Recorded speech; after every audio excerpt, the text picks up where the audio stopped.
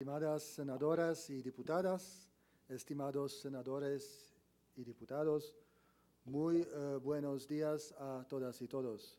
Antes que nada, quiero agradecer la gentil invitación realizada a la Oficina del Alto Comisionado a participar en esta audiencia y el interés por mantener el diálogo con nosotros durante todo el proceso legislativo. Asimismo, saludamos que se haya invitado a una gran pluralidad de voces a estas audiencias, aunque creemos que hay aún más voces que deben ser incluidas, como son las víctimas de la violencia. Esperamos que esta apertura al diálogo se extienda también a otro punto de agenda del anunciado periodo extraordinario de sesiones, el de prisión preventiva oficiosa. Como ustedes saben, mi intervención de hoy será de hecho la cuarta en torno al tema de la Guardia Nacional. La oficina envió una primera comunicación escrita el 21 de noviembre. Después yo tuve la oportunidad de exponer nuestra posición en la primera audiencia en la Cámara el 11 de diciembre y posteriormente el 19 de diciembre enviamos otra carta acompañada de un documento técnico. Nos parece justo reconocer que algunas de nuestras observaciones han sido retomadas en el dictamen. También quiero enfatizar nuestro rol como oficina. Consiste en compartir la valoración del sistema internacional de derechos humanos sobre la propuesta constitucional que se discute, en ofrecer nuestra cooperación técnica y de ser siempre francos respecto de los motivos de preocupación que identificamos desde un enfoque de derechos humanos.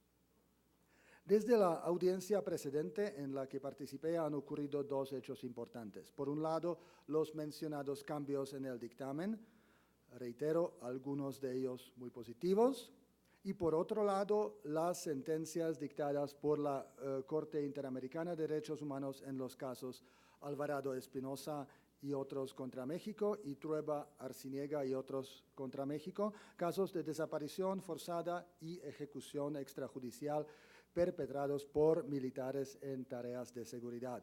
Por su relevancia para el objeto de esta audiencia y en razón de su carácter obligatorio para el Estado mexicano, me permito citar uno de párrafos más relevantes, albergado en una de dichas sentencias.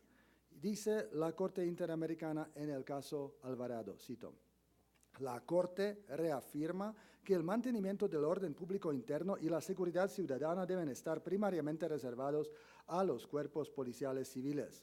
No obstante, cuando excepcionalmente intervengan en tareas de seguridad, la participación de las Fuerzas Armadas debe ser extraordinaria, de manera que toda intervención se encuentre justificada y resulte excepcional, temporal y restringida a lo estrictamente necesario en las circunstancias del caso, subordinada y complementaria a las labores de las corporaciones civiles, sin que sus labores puedan extenderse a las facultades propias de las instituciones de procuración de justicia o policía judicial o ministerial, regulada mediante mecanismos legales y protocolos sobre el uso de la fuerza bajo los principios de excepcionalidad, proporcionalidad y absoluta necesidad y de acuerdo con la respectiva capacitación en la materia, y fiscalizada por órganos civiles competentes, independientes y técnicamente capaces. Termino la cita. Bien, según nuestra opinión, el modelo concebido en el dictamen no responde a estos parámetros convencionales establecidos por la Corte Interamericana. En efecto, la participación de las Fuerzas Armadas en tareas de seguridad que se concibe no sería extraordinaria, pues normaliza lo que debe ser excepcional, hace permanente lo que debe ser temporal y amplía indebidamente una labor que debe estar circunscrita a criterios de estricta necesidad. Dicha actividad se concibe preponderante, no subordinada, principal y no complementaria. Tampoco está debidamente regulada ni es fiscalizada apropiadamente. En este contexto, la oficina mantiene y reitera su preocupación basada en 4 elementos. Primero, que el dictamen no brinda garantías de no repetición ni permite inferir que no volverán a suceder las graves violaciones de derechos humanos cometidas por las Fuerzas Armadas en el pasado.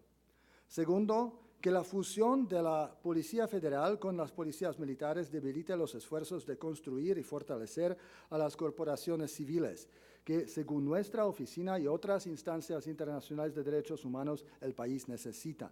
De hecho, de una lectura del dictamen aún no nos queda claro cuál sería el futuro de la actual Policía Federal, si se integraría en su conjunto a la Guardia Nacional o si subsistiría, así sea de forma reducida, y de ser así, con qué funciones.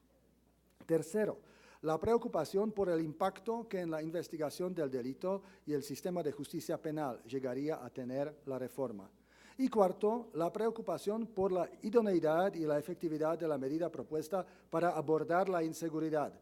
Desde que comenzó el despliegue de las Fuerzas Armadas en tareas de seguridad, la violencia en el país se ha disparado, por lo que esta no parece la forma idónea de lograr seguridad. Estas preocupaciones se agudizan por la pretensión de consagrar el modelo en la Constitución. Ahora bien, de manera específica, el dictamen aprobado es problemático desde una perspectiva de derechos humanos en varios de sus componentes. El tiempo no me permitirá ser lo exhaustivo que amerita el tema. A título ejemplificativo, me permito enunciar 10 motivos concretos de preocupación, algunos de los cuales se encuentran desarrollados en nuestra comunicación precedente del 19 de diciembre. Primero, la Guardia Nacional mantiene una adscripción al ramo de la Defensa Nacional por un plazo máximo de 5 años, lo cual trastoca la línea inmediata de autoridad civil al inicio de su gestión. Coincidimos con los otros actores que han insistido que la Guardia tendría que estar bajo mando directo civil. Segundo, como anticipado, es preocupante la modificación que propone el dictamen al primer párrafo del artículo 21 constitucional para establecer que la Guardia Nacional tendrá competencia para investigar delitos. Esta modificación debe leerse de manera conjunta con el artículo 2 transitorio. Los estándares internacionales restringen la competencia de la jurisdicción militar no solo al juzgamiento, sino también a la investigación de los delitos. Además, el dictamen establezca que la Guardia Nacional, en su labor de investigación del delito, actuará únicamente bajo la conducción jurídica del Ministerio Público Federal y se excluye el mando. En este sentido, se estaría dando una nueva competencia a integrantes de las Fuerzas Armadas para realizar actos de investigación ante cualquier tipo de delito, sin que dichos actos pudieran ser materialmente controlados por la autoridad civil y sin que los integrantes de las Fuerzas Armadas rindan cuentas ante las autoridades civiles por las conductas desplegadas en la realización de estos actos. Tercero, el dictamen desconoce el carácter excepcional, restringido y extraordinario de la jurisdicción militar, pues circunscribe la competencia de las autoridades civiles para investigar y sancionar los delitos cometidos por integrantes de la Guardia, cuando estos son sometidos en el ejercicio de las funciones establecidas en el párrafo 11º del artículo 21. Entonces, se entendería que si los integrantes de la Guardia cometen delitos que no estén ligados al ejercicio de las funciones previstas en dicho párrafo, dichos delitos serían investigados y juzgados por autoridades militares. Además, tratándose de faltas administrativas, las autoridades militares tendrían competencia para conocer también de conductas desplegadas por los elementos civiles adscritos a la Guardia Nacional, lo cual abonaría a un proceso de militarización de lo que hoy es civil. Cuarto, el dictamen abre la posibilidad de detener una persona en instalaciones militares contrario al objeto inicial expresado en la iniciativa e incluso en el proyecto de dictamen. Quinto, el dictamen sigue sin incluir el reconocimiento incondicionado de la competencia de la Corte Penal Internacional, tal y como se planteaba originalmente en la iniciativa. Sexto, la ley que regularía a la Guardia Nacional contendría mecanismos de evaluación, mas no de rendición de cuentas, indispensables para inhibir la comisión de abusos y deslindar jurídicamente las responsabilidades.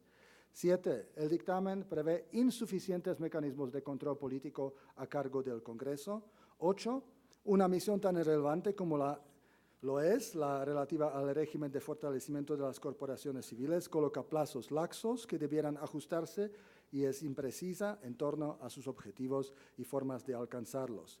Y 9, de acuerdo con los artículos transitorios, los ajustes a realizarse y que se deriven de las evaluaciones formuladas se limitan a su dimensión normativa, sin incluir otras de distinta naturaleza, como las de política pública o de corte presupuestal.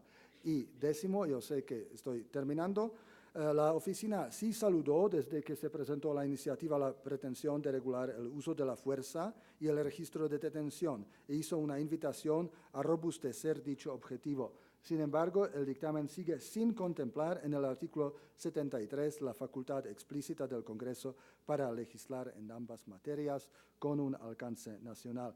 Entonces, por los anteriores motivos y otros que por razones de tiempo no es posible referir, la ONU-DH reitera su invitación para que que muy probablemente será la definición constitucional más relevante que adopte la presente legislatura en materia de seguridad, se realice de manera pausada y reflexiva y en estricto apego a los compromisos internacionales de derechos humanos adoptados por el Estado mexicano. Y para este objetivo, la oficina refrenda su plena disposición de seguir brindando su asistencia y cooperación técnicas al Honorable Congreso de la Unión. Gracias por su atención.